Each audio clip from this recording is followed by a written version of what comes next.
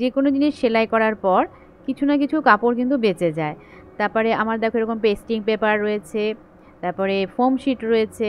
তো ভাবলাম এগুলো দিয়ে আজকে একটা ডিজাইনার কুশন কভার তৈরি করি, মানে প্যাচ ওয়ার্ক করে একটু ডিজাইন করে। তো তার জন্য প্রথমে আমি দেখো একটু লিফ শেপ মতন কেটে নিলাম এই পেপার পেস্টিং থেকে। সেটাকে এই যে টুকরো টুকরো যে কাপড়গুলো রয়েছে আমার সেলাই থেকে বেঁচে যাওয়া, তো সেগুলোর ওপরে দেখো একটুখানি প্রেস করে দিচ্ছি, জাস্ট পেস্ট করে নিচ্ছি। ঠিক আছে, কাপড়গুলো দেখো ঠিক এইভাবে আমি মানে প্রেস করে পেস্ট করে নিলাম পেস্টিং পেপারটাকে কাপড়ের মধ্যে। এবারে এই একটুখানি বড়, মানে পেস্টিং পেপারের থেকে একটু বড় করে কাপড়টাকে কাটতে হবে।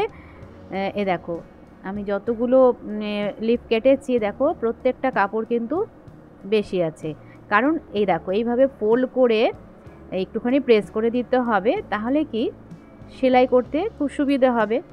তো ওই ফোল্ড করা অবস্থাতেই আমি একদম জাস্ট ধরে ধরে সেলাই করে দেব। এই দেখো পুরো ভাঁজ হয়ে গেল, শেপটাও একদম পারফেক্ট শেপ চলে এসেছে। এই দেখো এবার যে এক্সট্রা দেখো বেরিয়ে আছে কর্নারগুলো, সেগুলো কাট কাট করে দিচ্ছি। তারপরে কাট করার পরে দেখো কি সুন্দর শেপটা চলে এসেছে।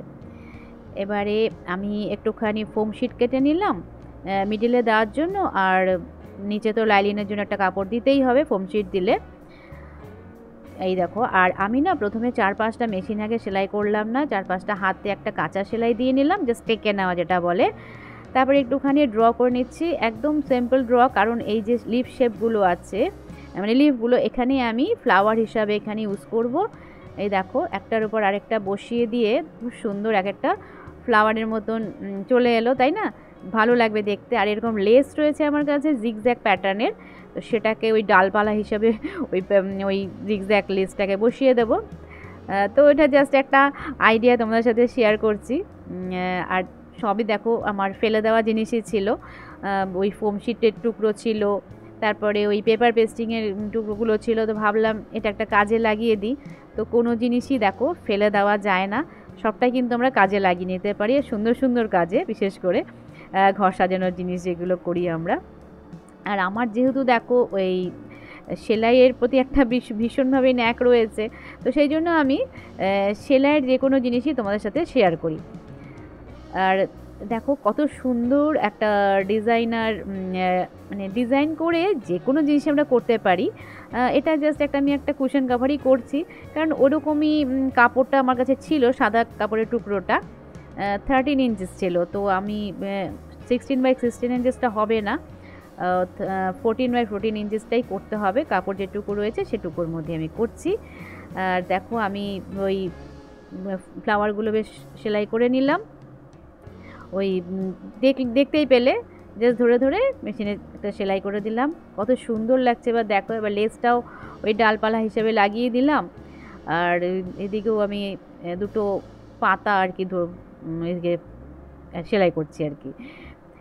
তো জাস্ট একটা সিম্পল ডিজাইনই তোমাদের সাথে শেয়ার করছি। দেখো এরকমভাবে করলে মানে সত্যি ভীষণ ভীষণ সুন্দর জিনিস তৈরি করা যায়। এটা তো দেখো আমি জাস্ট একটা কুশন কভার তৈরি করছি, এটা দিয়ে কিন্তু তোমার অনেক কিছুই করতে পারো তোমরা। বেড কভারও কিন্তু সুন্দর সুন্দর করা যাবে, জানো তো? Table cover, bed cover, table runner. তো এ দেখো আমার সাইজ একটু ছোট আসছে, তো কী করব, চারপাশে এই কাপড়টা দিয়ে বর্ডার দিয়ে দেব, তাহলে কাপড়টা বড় হয়ে গেল, আর আমার ওই 14x14 ইঞ্চেসের যে সাইজটা রয়েছে কুশনের, সেটাও আমার হয়ে যাবে, পারফেক্ট একটা সাইজ পেয়ে যাব।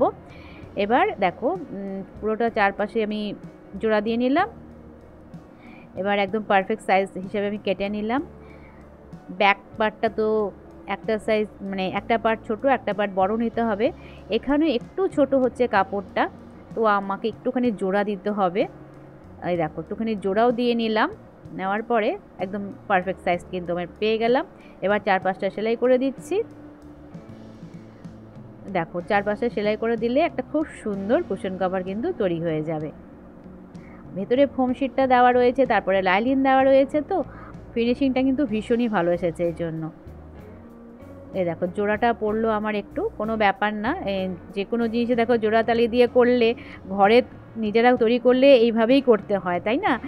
যে ছোটো ছোটো যা কাপড় থাকুক না কেন, দেখো জোড়াটা সেভাবে বোঝাও যাচ্ছে না, অথচ একটা সুন্দর জিনিস তৈরি হয়ে গেল। আর দেখো লাইলিন দেওয়াতে কত সুন্দর ফিনিশিং এসেছে ভেতরটা।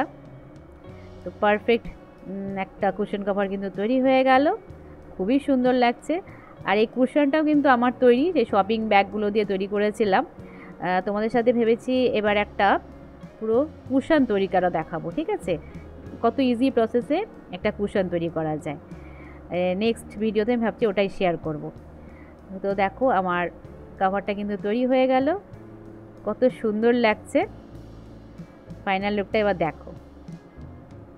তো চলো আজকের মতন টাটা, আবার দেখা হবে নেক্সট ব্লগে।